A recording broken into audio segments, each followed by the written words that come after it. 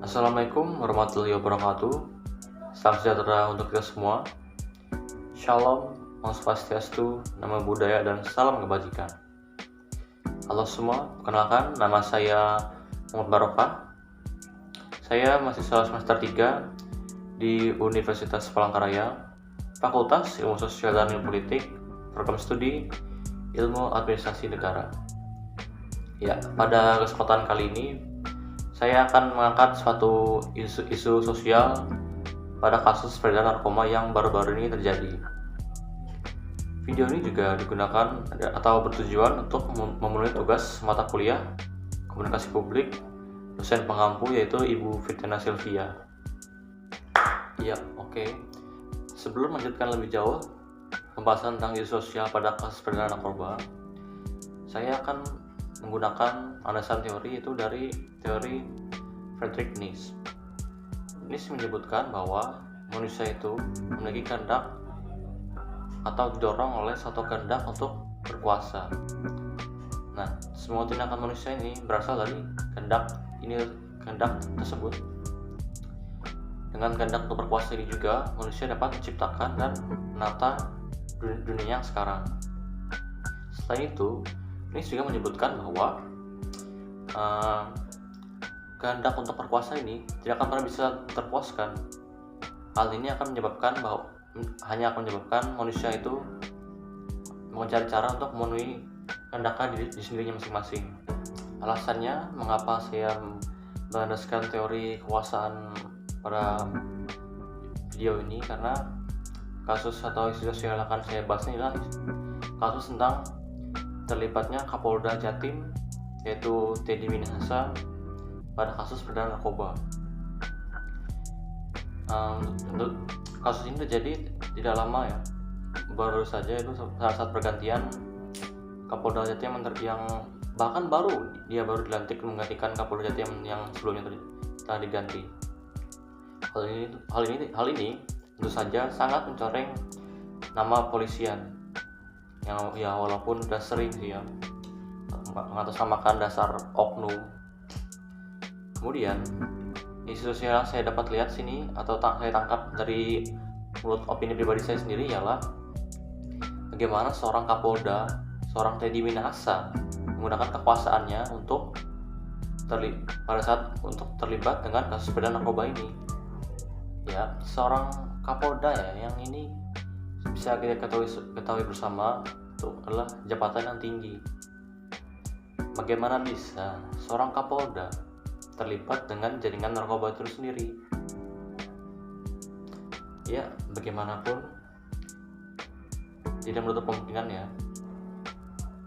Nah, mengapa teori di awal saya bahas kekuasaan? Karena ini tentu saja erat kaitan dengan kekuasaan yang tinggi, tentang bagaimana seorang manusia ya yang memiliki kekuasaan yang tinggi, wewenang yang tinggi, dapat dengan mudah tergoda untuk melakukan atau bergabung dalam kasus peredaran narkoba. Yang dapat saya lihat juga seorang sekelas seperti Teddy Minahasa yang berpangkat Kapolda ini pun seharusnya sudah memiliki harta yang banyak, tidak mungkin kekurangan. Ya, bisa dikatakan ya cukup lah.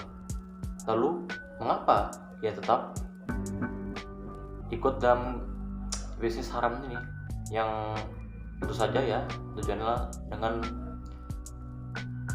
untuk mendapatkan uang atau pendapatan yang lebih besar lagi, karena seperti kita tahu semua barang haram ini besar sekali.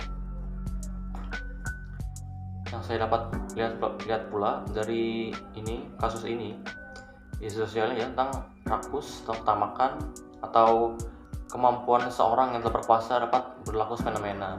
Bahkan dengan adanya kekuasaan tersebut, ia bahkan dapat dengan mudah seperti memanipulasi barang bukti atau mempengaruhi orang lain untuk bergabung dengan ya kasus haramnya tersebut. Ya, bagaimana? Karena dia kan memiliki pangkat yang tinggi, Kapolda. Tentu saja dia akan dengan mudah kan mengajak orang lain untuk menjaga atau menutupi usaha-usahanya. Tapi seperti yang kita tahu, seburuk busuk-busuknya bangkai pun pasti akan tercium. Ya seperti itulah kasus pada Teddy Minahasa. Karena apa? Karena akhirnya dia pasti tertangkap. Inilah hasil dari seorang yang buta untuk memenangkan hasrat kehendaknya untuk selalu berkuasa. Karena kekuasaan ini pun juga sesuatu yang sangat mengakar dalam diri manusia, juga sangat melatih mental seorang. Karena seorang dengan kekuasaan juga seorang pasti tidak mungkin untuk menggunakannya untuk berlaku semena-mena. Ya, seperti kata Nietzsche yang di awal telah saya sebutkan, kehendak untuk berkuasa ini tidak pernah bisa terpuaskan. Tidak pernah. Seorang akan selalu menggunakan cara hanya untuk memenangkan kehendaknya sendiri saja. Bahkan tidak mementingkan orang lain maupun harga dirinya sendiri. Ya, kesimpulan dari saya pada video ini ialah bagaimanapun kekuasaan itu ialah hal yang sangat mengerikan. Berat godaannya dan berat juga tanggung jawabnya. Tidak mudah untuk memiliki suatu kekuasaan yang tinggi, walaupun berat juga untuk menahan godaannya.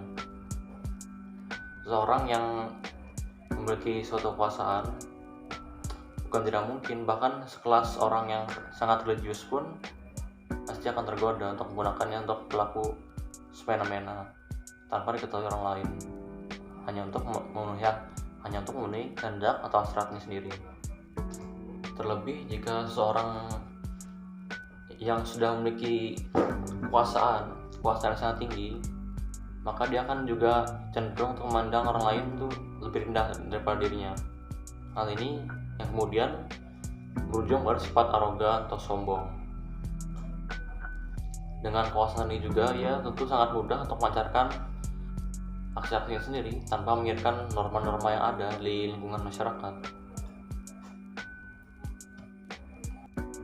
Iya, untuk sebelum menutup video ini, semoga saya sendiri juga dapat mengambil hikmahnya pada kasus yang ada, dengan mengetahui tentang bukan bahaya sebenarnya sih, pentingnya bagaimana menahan diri saat memiliki kekuasaan yang tinggi kan, menahan godaannya dan tanggung jawabnya sendiri. Kelak kita semua bakal selalu waspada dengan kekuasaan yang tinggi untuk menahan diri dan selalu bertanggung jawab. Sekian dari saya. Wassalamualaikum warahmatullahi wabarakatuh.